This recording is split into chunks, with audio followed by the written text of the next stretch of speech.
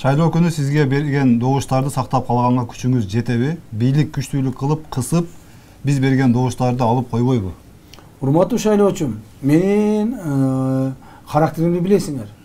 Мен бийлигинен да коркпоймун. Бандитинен да коркпоймун. Акчалоосунан да коркпоймун.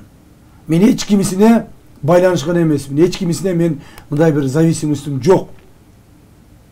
Кудай кааласа силердин ар бир берген добушуңарды мен сактап калам. Ошо берген добушуңар менен биз протоколдор келет.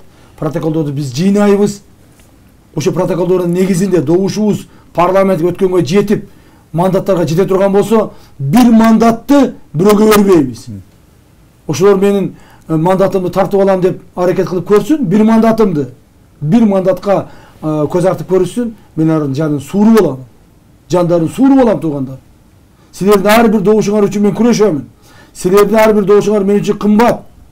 Добушуңарды мен эч кимге тебелетпеймин. Эгерде капыстан добушуңарды тебелегенге аракет кылса кимдир бирөө, анда биринчиден менин ар намысымды тебелеш керек. Мени тебелеш керек. Анан добушка өтүш керек. Мен андай кылдырбаймын, Кудай кааласа.